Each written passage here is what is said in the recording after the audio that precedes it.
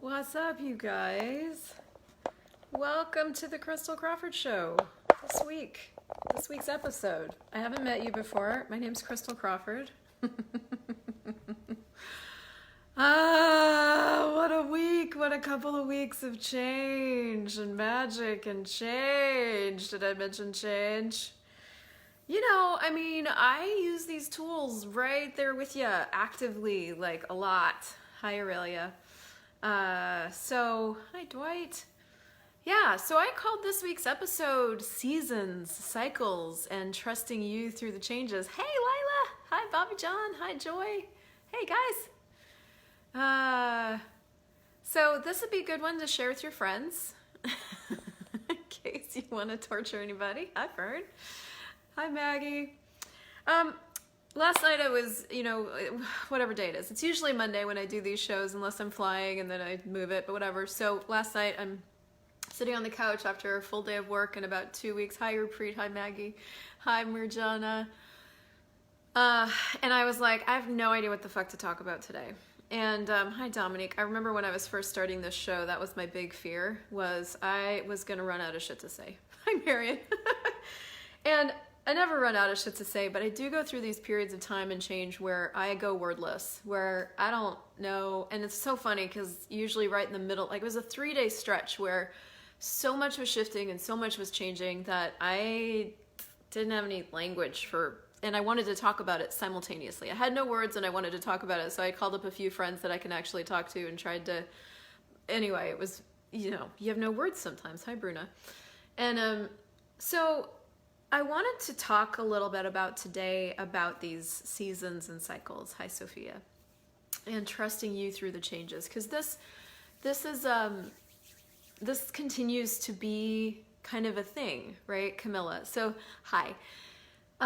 Meaning that I think somewhere in my DNA or the way I was raised or whatever, thank you, Joanna, I had this secret hidden, not so hidden expectation of myself that I'd be able to plow forward and keep on going and keep on working and keep on doing all the things, and that there would never be true creation was this go go go, and I mean, even as I verbalize it, of course that sounds crazy, but we function from crazy shit all the time. And I've been since being involved in Shannon O'Hara's Business of Succeeding, have been really making a lot of different choices. So my business is really growing, and the base and you guys is I'm adding a lot of you guys to my world, and it's all growing. It's all good stuff going on. And then sometimes there are these energetic shifts that are so broad and sweeping and change so many futures that what occurs is this season or cycle of what seems like rest. And I mean, you can look across the board in almost any industry or anything and see where if there isn't a season of rest, then the thing itself gets overused. And I don't mean rest doing nothing. I mean you're choosing and changing and running clearings, and all weekend I was looping and running the abuse class that Gary and Dane did 2 years ago. I've just been washing myself in all of these clearings and change around abuse. And so there's all this new awareness showing up and all of this I'm seeing the world with new eyes, which is what these tools do. They clear out, unconsciousness, and they clear out unconsciousness. So guess what happens when you clear unconsciousness, when you take the scales from your eyes, you're different, right? You be different, you see the world different, everything's different. And what I used to do with these times and these spaces is I used to go into judgment of, all weekend, I didn't feel as productive as I wanted to be. And I have a list of things to do, 8 miles long, always. But giving myself the space to just let the change be different. Because what's also occurring with all these choices we're making and all these tools that we're using is the creation of new space. There is a sense of now we're on a new planet again. Last weekend we were on a different planet. This weekend we're on a new planet. And the requirement to go explore and what is possible now? What choices are available now? What can I create and generate now that continues to be relevant?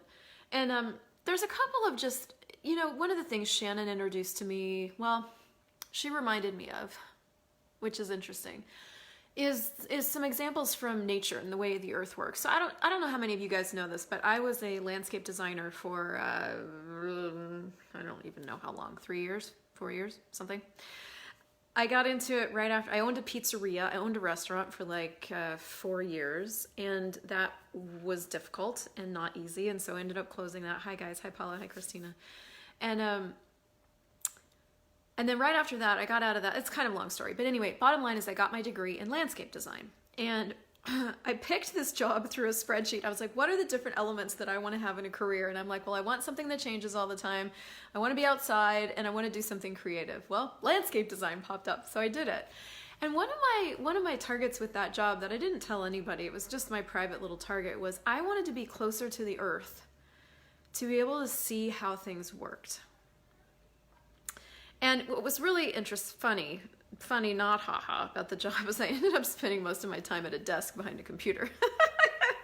But there were days after I had designed these amazing gardens where the company that I was working for wanted me to go out on the job with the guys. Like the guys were doing all the installation and the hard stone and things like that. And but on days when they were installing the gardens, nobody felt like they knew anything about plants. And so they would send me out there. And so I would take this plan that I designed and I'd see all these beautiful plants in front of me and I would place them in the garden. And what I didn't know I was doing was I was talking to them, being with them and talking to them and finding out like where they wanted to go and if they were going to have the right sunlight there. Maybe I mistook, when I did the design, maybe I didn't see the sunlight in the distance from the house, And so I would get a chance to like do this. And so I got to learn a lot about each individual plant, and every plant is so different. Like they all have the same basic needs. They all need sunlight and they all need water and they all need whatever the nutrients are in the soil. And they need really, well, not all of them do, but a lot of them need really nutritive soil. Some of them need really sandy soil, but basically the same with variations. And so it was always interesting to me to note the differences in each of the plants and what each of them needed, and to make sure if they were gonna go into the same garden that they have different kinds of care in the same space and all that. But the other thing that you just knew about plants is that there were seasons to plants. You just knew that. And we know that about the earth. Like there's just seasons on the earth, right? There's spring and there's summer and there's fall and there's winter, and that's just, of course. Some places you go, the seasons are a little less pronounced, but generally speaking, there's seasons, rainy seasons and dry seasons. What we don't allow ourselves is that same gift. We don't look at ourselves as natural organisms. We tend to look at ourselves as finite piles of shit that need to just get the job done. And I realized in that, and I've been functioning like that with myself for a really long time, and one of my big demands very recently is to start being the elements of intimacy with myself, which, when you break that down, what does that mean?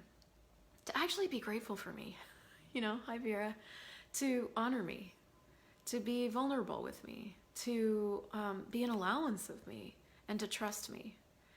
And one of the things I know about me, and you got to look at this for yourself, one of the things I know about me is that I will always create. Even if I take a week off or a month off, first of all, I'm never fully taking time off because I can't. But second of all, even if it looks like I'm not doing as much or instituting as much or actualizing as much, I know me. I'm gonna get back on the horse, always. And probably I'm not off the horse. That's also the thing I know about me. Not probably. I'm also probably just on the other side of the horse when I thought I was supposed to be on this side, right? Because that's the other thing, is that creation occurs in all these different ways. And there are these seasons and these cycles where you are creating and generating energies in your world. I was looking at this with the creative process with even a landing page. Hi Karuna. There's there's different phases and cycles to the creation of a landing page. Some pages, some programs, some classes, hi Erna, I know right away what wants to be on the page. I know the words, I go into my system, I put it all down. It's like a brain dump, done. Some pages, there's a creation and a generation that occurs right in here. And then it takes a little longer than maybe I planned or scheduled. But then once it's ready, once it's gestated, births. So that's the other thing that I know that I can trust. And that's also being willing to be really vulnerable, because I remember there's this quote once that said, hi Dialena, hi Sarah, that we make plans and then God laughs, right? Like and I do this all the time. I'll be like, well, I'm going to work on this, this, and this today, and then I'll get up and I'll follow the energy of the day, and that this, and this didn't necessarily happen in any particular order or at all. But if I look back on that list of things to do a week from now, it all got done. And I don't know how it got done, because I certainly didn't create it from a cognitive place. I just was present with me, and I ended up following the energy of what was required. And that's how the earth creates. It's a constant creation and generation, and then the actualization of things when it's time. And yes, as in the creation and nurturing of heterokaryon cell cultures. Exactly. Good morning, Nicola. So this is a roundabout delivery of tools for you. It's I guess what I would look at is, if you weren't judging you ever, like if you just, and again, your first tool is never judge you again. You're welcome. Which none of us will do, because that's our favorite drug. But like if nothing that was occurring or nothing you were choosing was wrong, what's right about it? I've been like holding on to that question lately. What is right about me that I'm not getting? Instead of going into what's wrong with me that I can fix, because that is a total conclusion and not a question. There's nothing wrong with us. But what we may not be able to get a sense of is what's right about us. So hold on to that question like a lifeline. What is right about me that I'm not getting?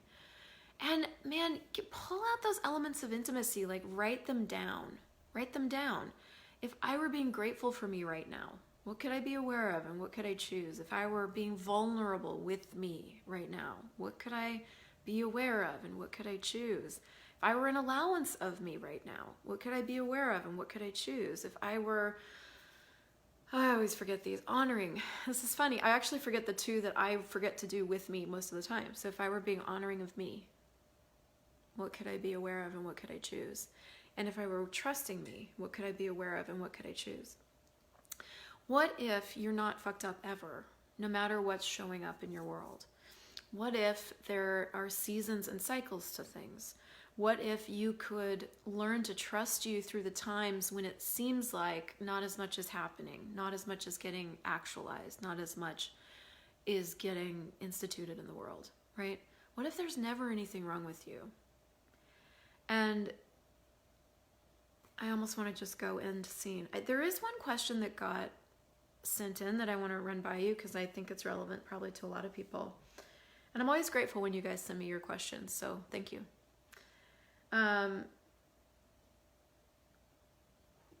So she goes, I somehow don't feel as brave as you write. I feel like I've shrunk back to my normal self, and that's why I got sick. I was doing so much better. Remember the call where I was actually happy? And then slowly things started to come undone and I got sick. I had an issue with this woman and now I just feel totally lost in space. And so this is that moment. This is that moment where, I mean, she's already gone into the judgment of herself dynamically. I don't know if you guys heard that. But these are the moments to not judge you. Because the moment you judge you for anything that's showing up, for anything you think you're feeling, and I do say that, think you're feeling. I'm going to read that, Lila. Don't go anywhere. Yeah, what's right about me that I'm not getting? Going to play with this for the rest of my life. Yes. The moment you go into judgment, you've stuck yourself with something. See, judgments are a lie. You too shrinking back. So I guess the first thing I'd like to you guys to look at is like, what have you decided shrinking back is?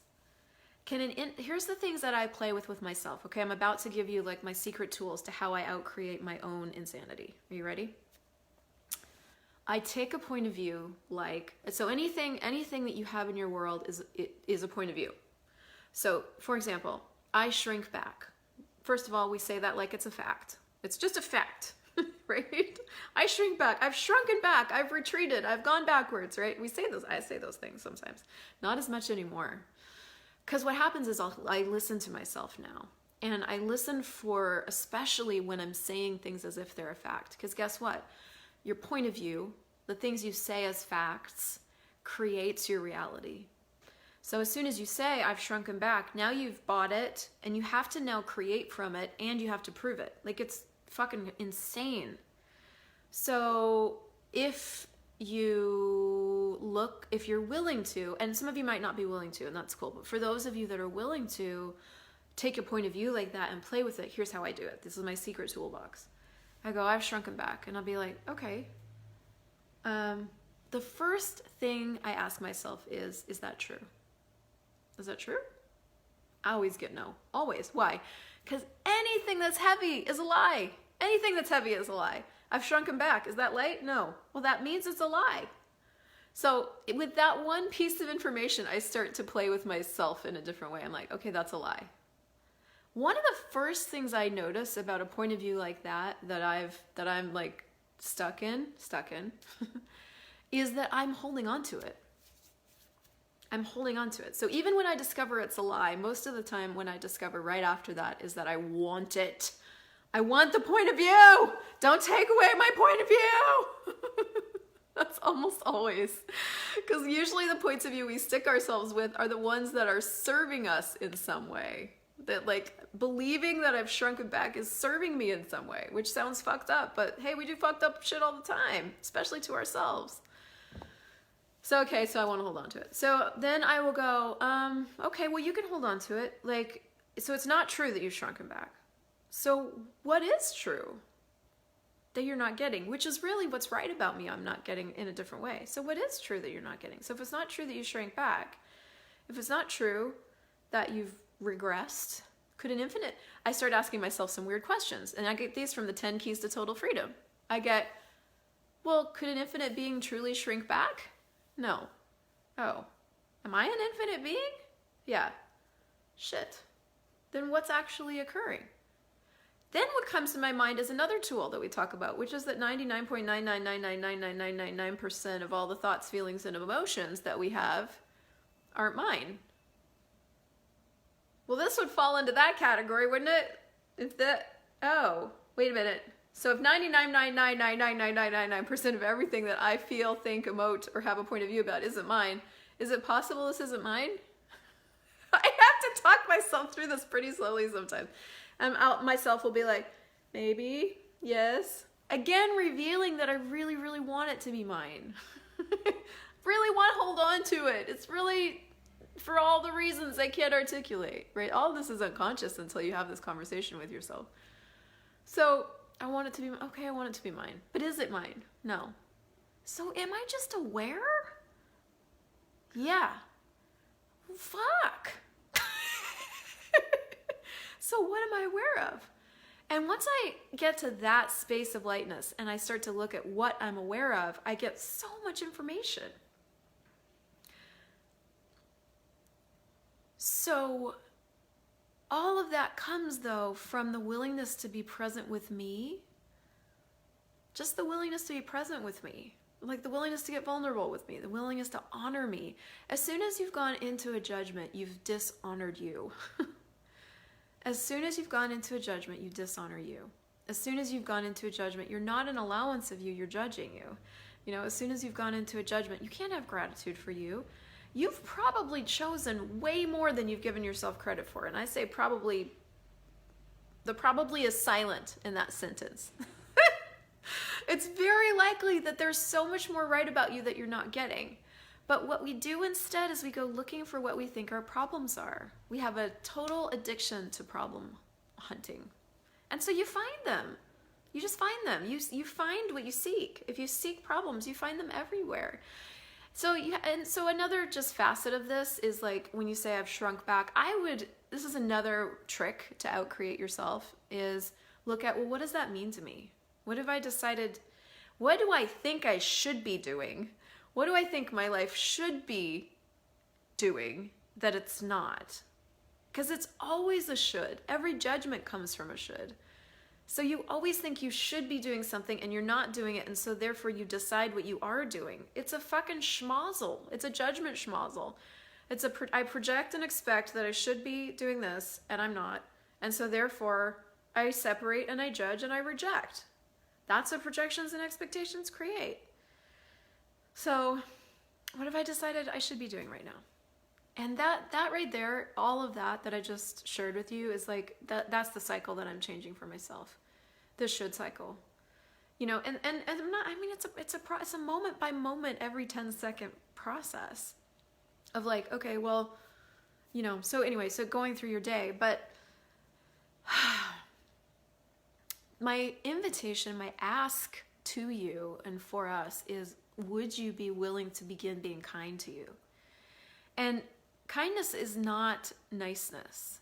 Kindness is presence and interesting point of view.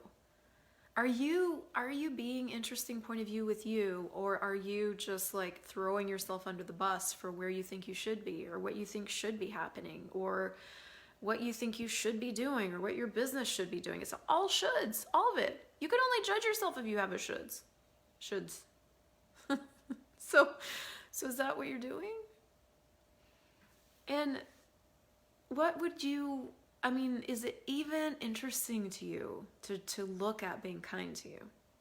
I know one of the points of view that I had when, I don't know when, so at some point in my life was that if I was kind to me, if I let up on judging me, I wouldn't change. I just function from that. If I don't judge me, like, I ain't gonna do anything. It's almost like, it's a weird points of view about that we get in religion, right? Like, I grew up fairly religious. Hi, guy. And thank you, Roberto. I saw you. I heard you. The weird points. So I remember as a Christian, one of the points of view as a Christian was, well, if we didn't have the Bible or we didn't have the 10 Commandments, people would just run amok and like stab each other in the eye, you know? So if I don't judge myself, how am I going to change? Well, what if there's more choice and more change available without judgment? But you got to risk like being out of control, because that's what judgment is. Judgment is an attempt to control you. I don't know if you've met you, but you are one uncontrollable motherfucker. Like, you are uncontrollable. I can't control you. Your mom couldn't control you. Your mom still can't control you. Your kids can't control you. I mean, they can be demanding and manipulate you, but they can't actually control you. You are uncontrollable, even by you.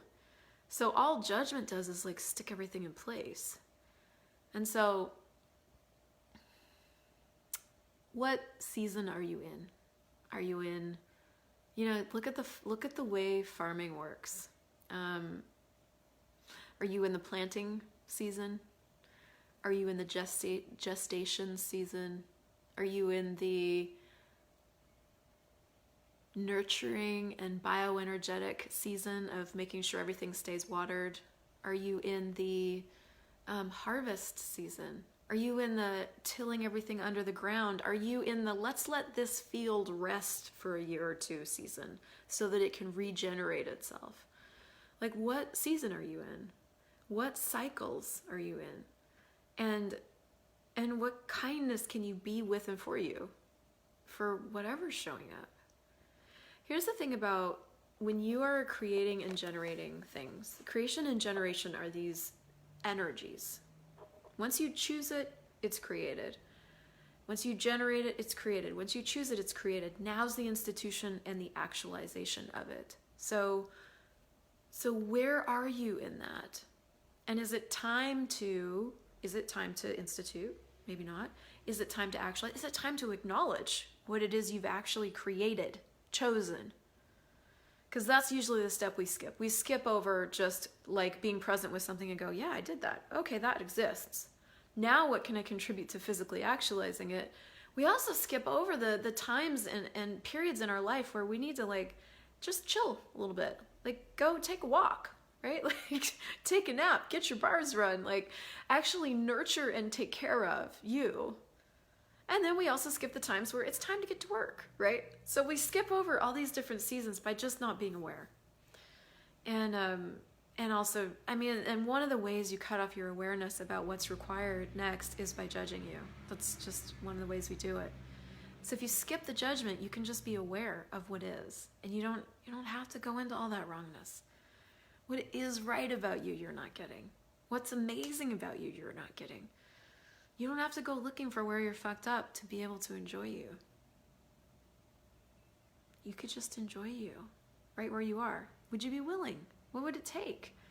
What would you have to be willing to choose and be with you that's different? And by the way, once you can accomplish this with yourself, you can be this with anybody else. Until then, you're going to be a dick to everybody else too, because you're busy being a dick to you.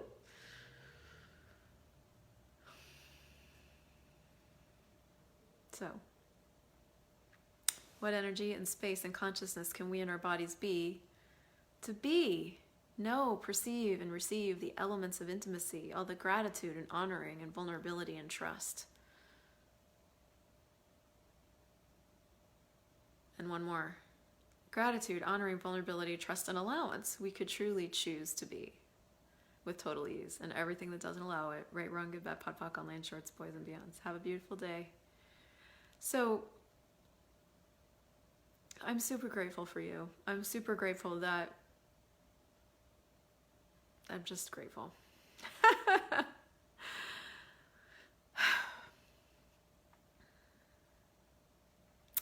If you would like to contribute to more kindness, the torture of kindness in the world, would you share this? And I will see you in the awareness challenge. If you're in that group, we have a new challenge coming out.